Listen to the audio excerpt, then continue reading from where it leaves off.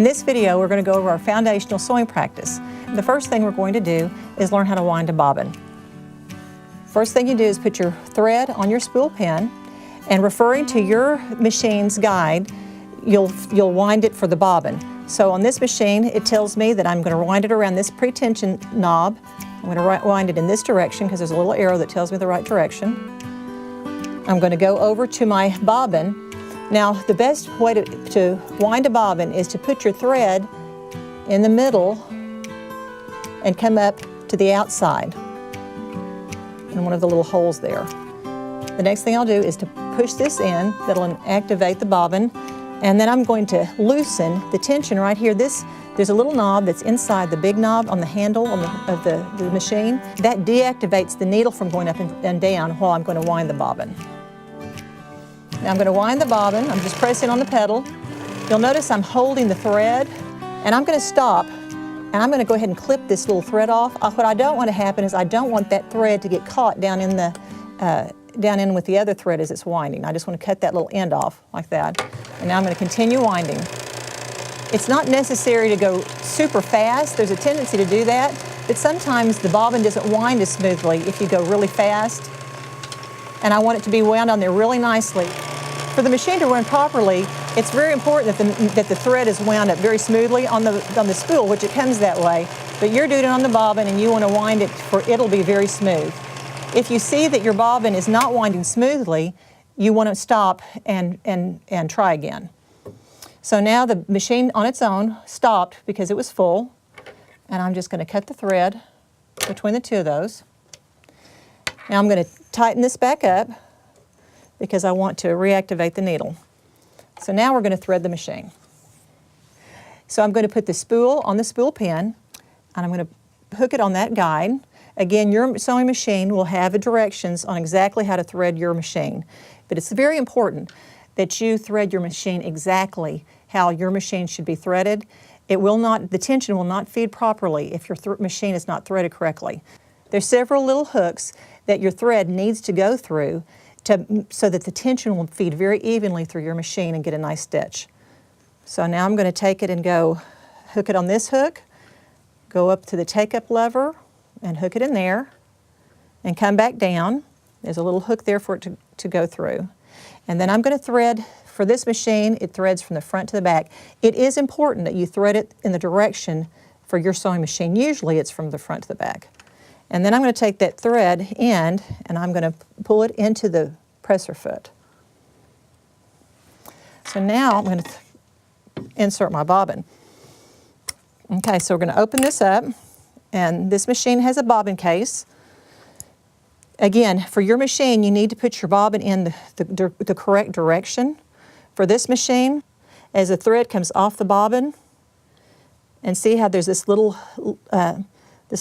appendage sticking out right there. This is going to one direction, and the thread, as it comes off the bobbin, is going in the other direction. So just look on your guide to see which way your machine makes it work.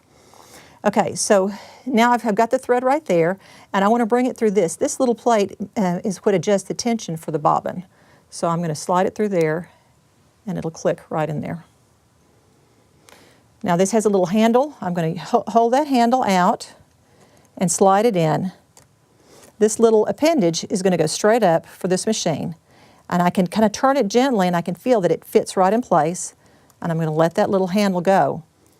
Now I've got my thread tail right here, and I'm just going to close the door on my bobbin case with that thread hanging out. So then the next thing to do is to pull this thread up to where it comes out at the throat plate right there. So I'm going to use my hand wheel, and I'm going to turn it toward me. That's the best way to ever turn your hand wheel is toward you. It works best that way. Just down and up, and pull on the top thread. You see that little loop that comes up? That little loop is the bobbin thread. So I'm going to use something to just pull that out. So now I'm ready to sew. I've got my top thread threaded, and my bobbin thread is threaded and comes up through the throat plate.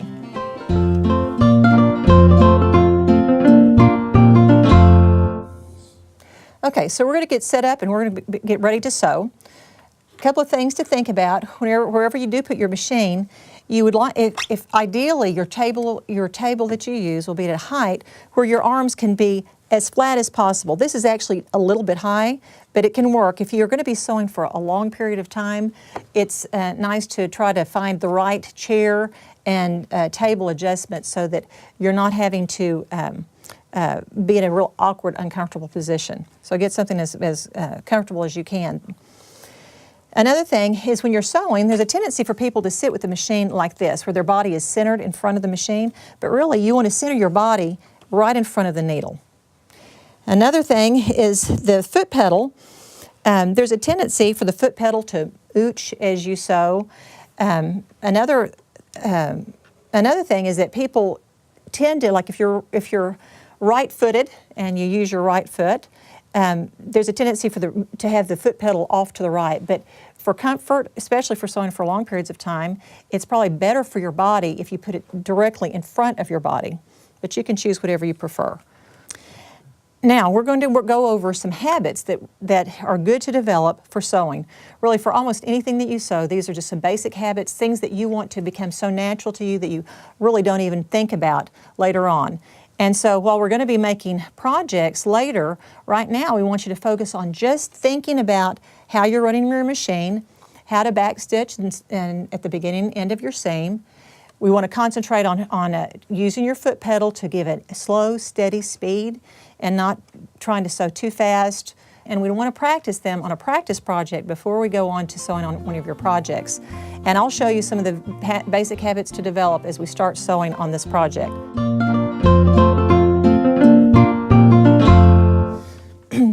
So this is our foundational sewing technique practice. While we're learning how to sew on the sewing machine, we're going to focus on some techniques before we actually go to sewing a project. So the first thing we're going to do is we're going to set our machine to the regular sewing length, which is 2.5 on this machine. American-made machines sometimes will say 12 for 12 stitches per inch. Most European machines say a 2, but you may have to adjust this. Your machine may have different increments of measurement.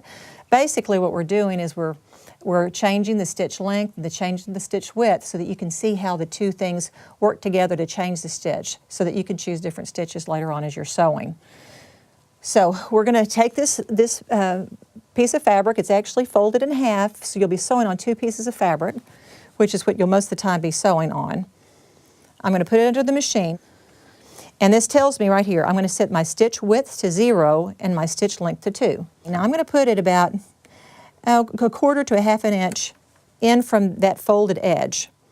And what I'm going to do is I'm going to backstitch to begin. So one of the things about backstitching is that backstitching is actually, it functions as a knot at the beginning and end of your seam. And most of the time, the exception is like with most of quilt making, you don't backstitch, but for most other sewing, you do want to backstitch in the beginning and the end, so you want to make that a habit. Another habit you want to develop is that you're going to hold those threads. You can hold them like that, you can hold them like that, but the main thing is hold them tight. If you don't, sometimes it'll come unthreaded, but sometimes it'll make a jam, especially with beginners. There's a problem with jamming and having like a bird's nest on the bottom part of your fabric. It's a very frustrating thing, and it happens a lot to beginners. Holding your thread will often keep that from happening. So we're going to take a back stitch. This is the stitch length regulator, like we talked about before. So now we're going to use it, we're going to set it to 2.5. We just want a regular stitch at 2.5. I'm going to raise it all the way up to its highest position, and that'll give me a back stitch. Okay, so I'm actually holding onto those threads, and I'm going to back stitch. Now I'm going to go forward, and I'm going to try to sew on straight on my line. All right, just a straight stitch. Try to maintain a slow and steady speed, sewing on the line. Now, the position of your hands is important. There's some people want to hold their fabric like at the edges, but you don't have much control over it when it's like that. You want to hold your hands pretty close, but you don't want to hold them so close that you sew over your finger. Another thing I'd like to show you is that you don't want to actually watch the needle as it goes up and down. You want to watch something to be your guide. So see, on this presser foot, there's a little groove right there that's the center of the presser foot. It's right where the needle comes down. I can see it's right at the center. So while I'm sewing, I'm not watching the needle. I'm watching this line as it approaches that little groove. Your presser foot may be a little different, but it'll have some kind of marking for that, or else it'll be slightly open so that you can see the line.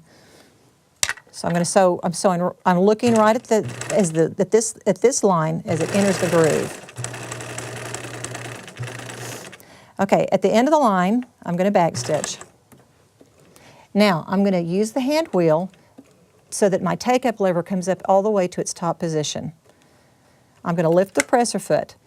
Now, if you pull the fabric toward you, there's something in the tension mechanism that wants to lock up.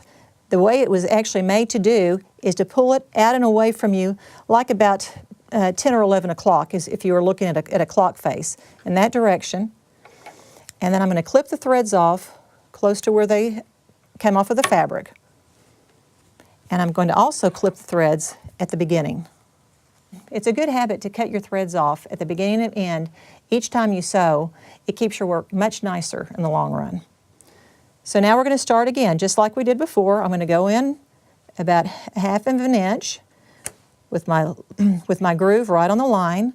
I'm going to hold my thread like before, backstitch, and then sew forward.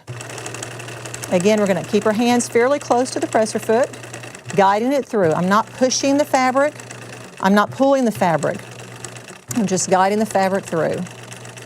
Keep your hands close to the presser foot. Aim for a steady speed. Speed will come as you practice. I'm going to backstitch again. Raise my take-up lever all the way to the top. Lift up the presser foot. Clip my ending thread, clip my beginning thread. So this is what you want to do on all of these first 5 lines. If you need more practice than that, you can sew in between these lines. You can get a piece of fabric that's striped and sew on it.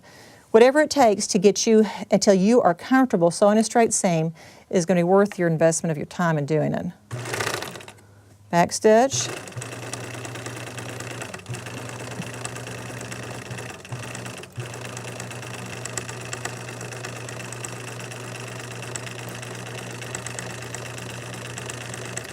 They say that sewing a straight line is one of the hardest things to sew.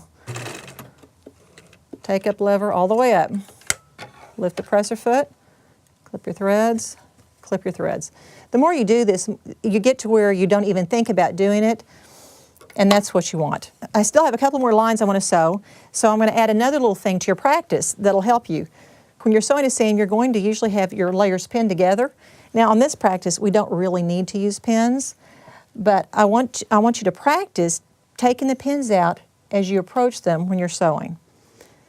Now the whole point of pinning is so that the layers don't shift, so that your layers stay together. They're going to stay together right where you want them when you sew them. Because the feed dog that we talked about before is pulling the fabric through, it's pulling through on the bottom, but there's nothing pulling through on the top. And because of that, the bottom fabric actually feeds into the machine slightly faster than the top does. And that's the reason why for machine quilting and things like that, people use an even feed foot that actually has a feed dog on the top, so that it works together, so you have a feed dog on the top and bottom. That's an attachment that you can get for most machines, but most of the time you won't be sewing with one. So you want to learn how to adjust for that and work with that. So pinning helps to keep your layers in place. What we want to do is take our pin out when we are almost to the pin. If you have a little bubble, and I'll try to sew, maybe we'll make a bubble and I can show you how to fix that, because it's a very common sewing thing. As you approach, sometimes there'll be a little fullness develop in between your needle and where the pin is. You don't want that. You want to, now I told you not to push and pull on your thread, on your fabric as it goes through the needle. Sometimes there's a little tension that you want to give, but it's very, very slight. And you'd only do that if you see there's a little fullness. You're going to have a hard time easing it in or something. That's when you'd want to do that. What you don't want to do with the pin, though, is you don't want to get about this close and pull your pin out. You want to keep that pin in there until it's a little closer. Sometimes even, I guess you could aim for your needle is just gone to this place right here. To right about there is where you want to pull your pin out. So I'm going to sew, and we'll approach the next pin. When I get close to it, I'm going to pull it out. If you'll notice, I'm not taking the pin out at this point because that's pointless. I want to take the pin out when I'm all the way almost to the pin because I'm wanting to hold those layers together. But I don't want to sew over my pin. As we talked about before with the needle gets burred very easily if you hit a pin. It's not good for your machine, and it can also mess up the timing on your machine. So it's really very important not to sew over pins. Pull them out as you go. Sewing all the way almost up to them before you pull it out. Backstitch at the end. Now you might want to use that, take the pins out a number of times. Get comfortable with it. So I suggest you go ahead and put some pins across your line that you're going to be sewing so you can actually practice taking the pins out. Again, I'm going to backstitch, holding my threads. I'm going to sew on the line. When I get nearly to my pin, I'm going to take it out.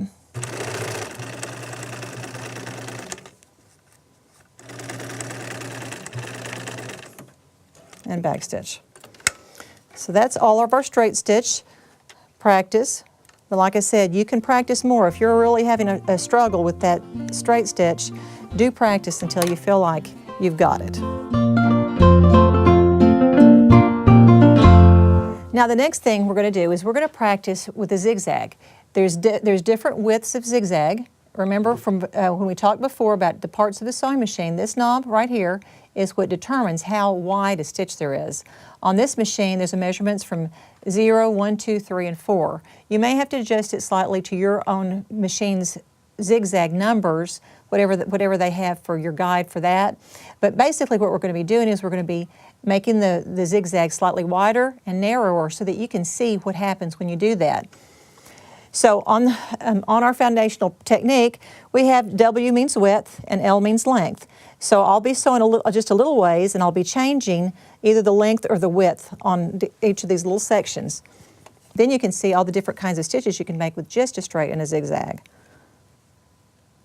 So I'm going to set the width is at 0, like for a straight stitch. The length I'm going to set at 1. So I turn this little screw for the length stitch regulator to 1. I'm going to start about a 1/2 inch to a 1/4 inch from the edge, holding my threads. I'm going to backstitch, and then I'm going to go forward. Again, you're practicing where you hold your hands, a constant steady speed. Now I approach that line.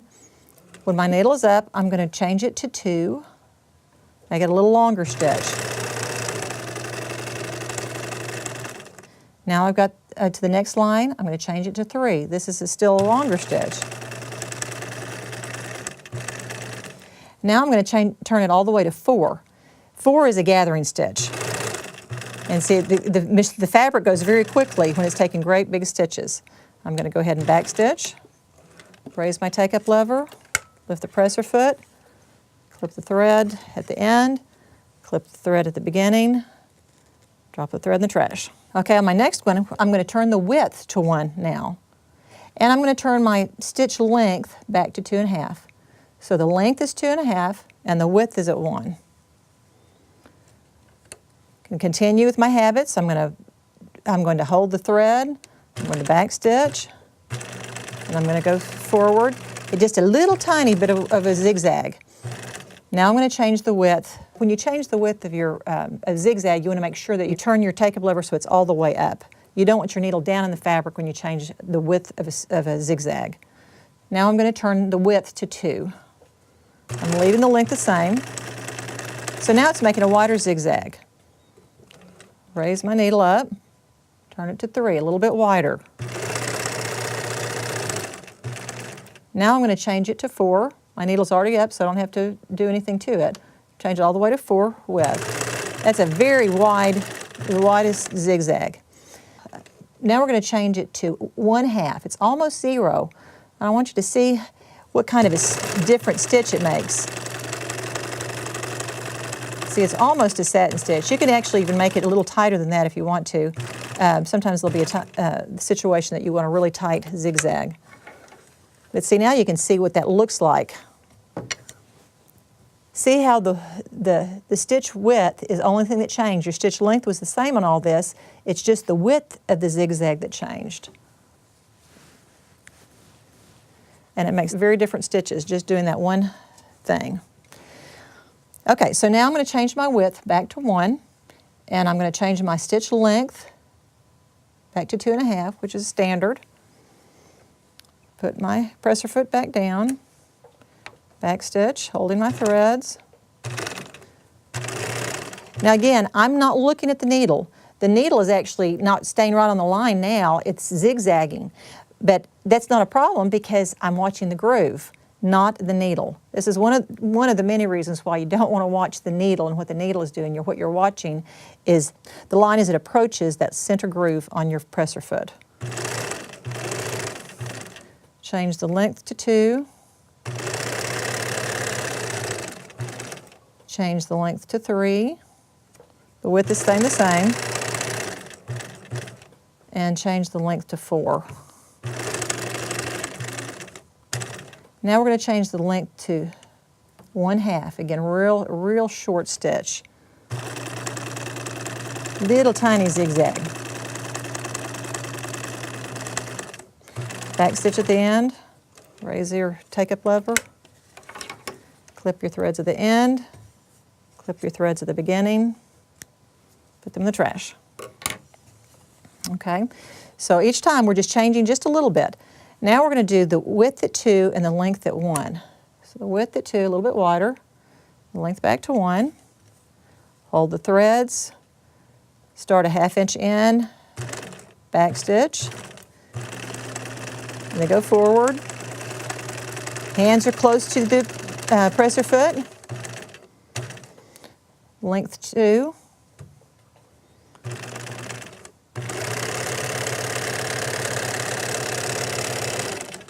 Length 3.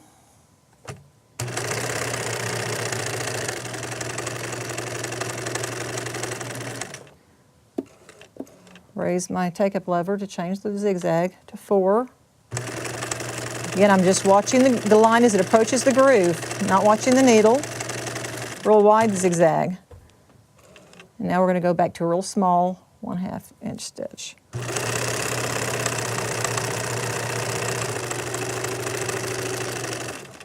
Back stitch, take-up lever up, raise the presser foot, clip your threads at the end, clip your threads at the beginning.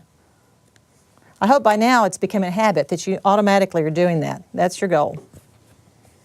All right, so now we're going to do it again with the width at 3 and the length at 1. Back stitch.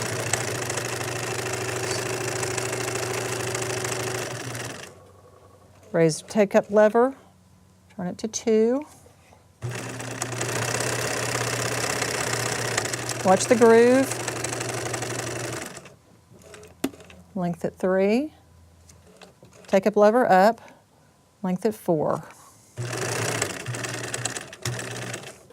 Take-up lever up and back to 1/2, little tiny length again.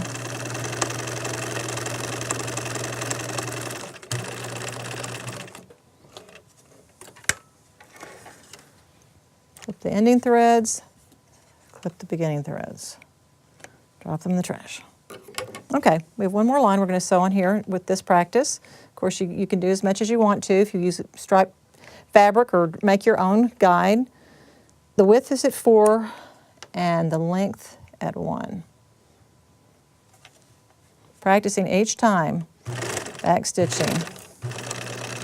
Watching your guide, keeping your hands, not pushing or pulling, just guiding the fabric. Length at 2.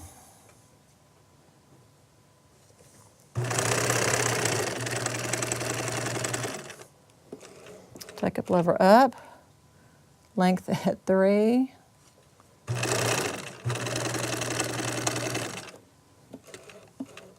Length at 4. Goes through really fast in those big stitches.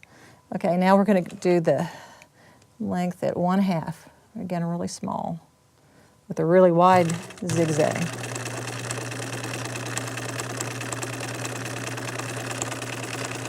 and backstitch. Take a blower up. I hope you're getting the hang of it.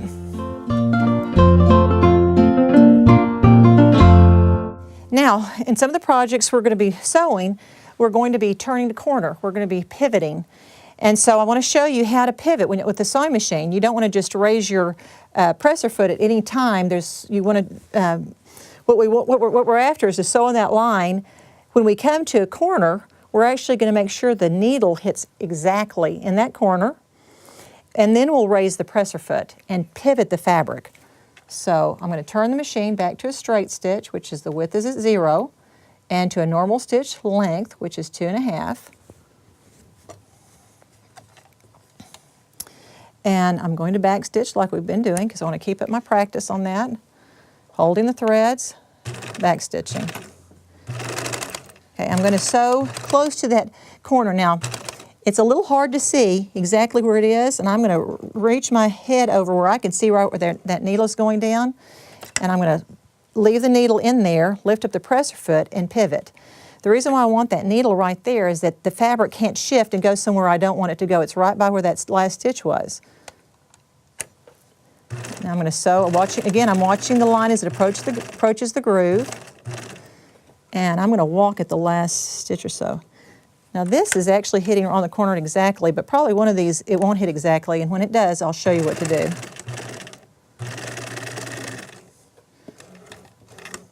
Always whenever you're using the hand wheel to walk your machine, make sure you're always turning it toward yourself. Okay, so this is not going to hit exactly at the corner. Now, I'm going to lift up the presser foot very carefully, just a tiny bit, so that the needle is going to hit right at the corner. So you usually don't want to lift up your presser foot, but if you want it to hit exactly in a corner, which is going to be important, like when you're sewing collars on a shirt or something, you want it to hit exactly in the point you want to, so you can move it just slightly so it'll hit in the place you want to. So we're going to keep sewing along the line. We're going to approach the corner. It's hitting right on the corner.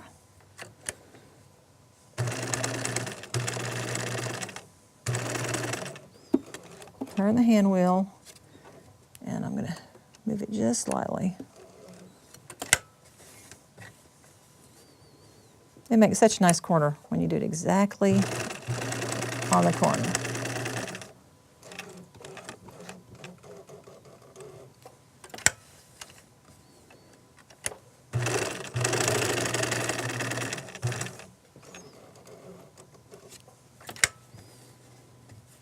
Okay, so I'm going to straight stitch to the end, and I'm going to back stitch. So that's pivoting at corners. There's a few other techniques to that you'll learn as you are more experienced.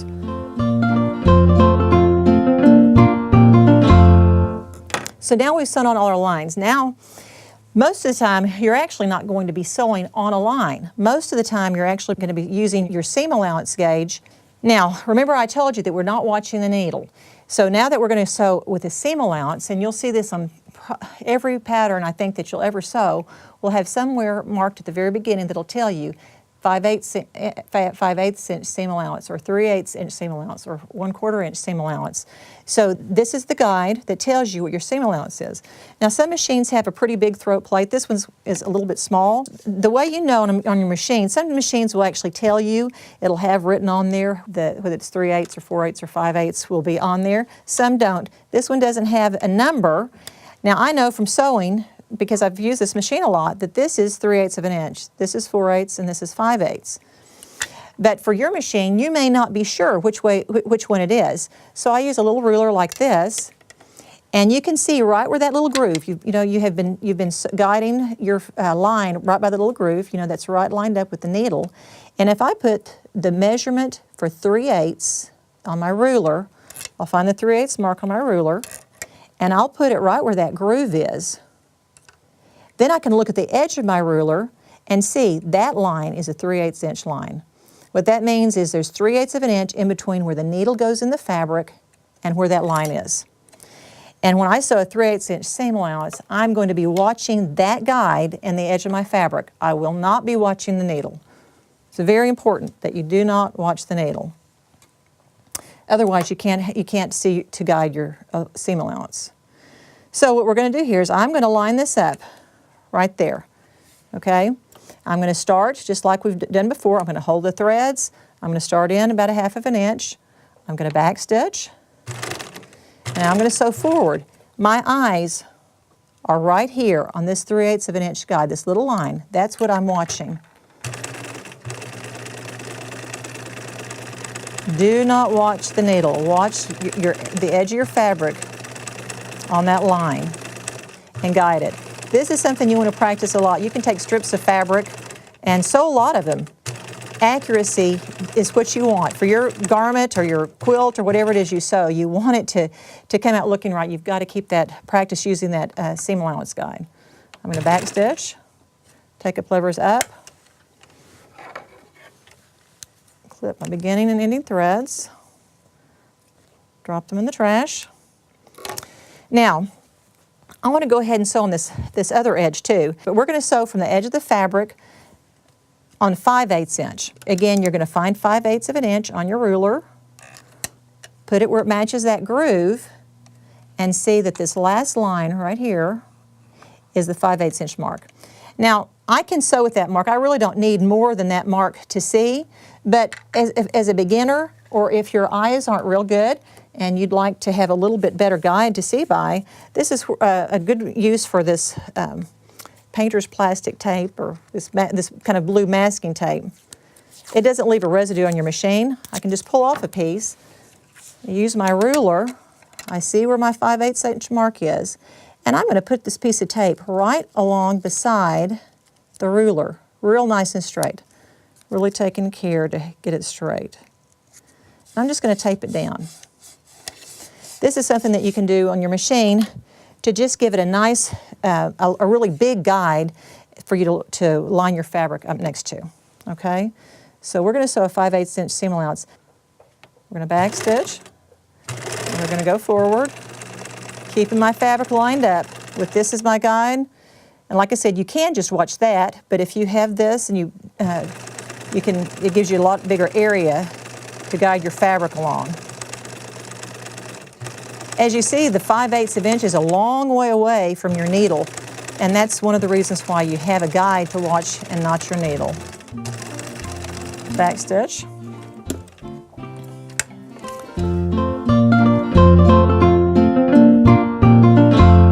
So we have one more thing that we're going to do on our foundational practice before we're ready to go on to the projects. We're going to zigzag the raw edge of the fabric here. Now, one of the main reasons why we zigzag is to finish off the edge. Fabric does fray. As you can see, this is starting to fray. And the more it's washed and the more it's used, the more it will fray.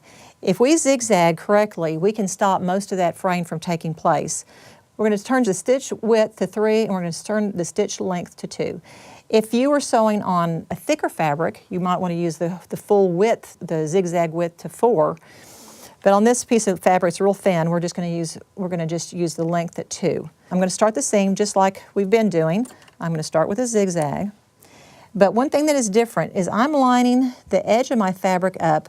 There's a groove that goes all the way through the machine that's just off center right here. Your machine probably has something like that. This is also just on the left side of what I call the toe. So if this is the presser foot, then it seems to me that this should be called the toe. So just on the left side of that toe is going to be my guide. All right, I'm not using a line for my guide. I'm not using the seam guide for my guide. I'm watching where the fabric approaches the inside of that toe and that deeper groove right there.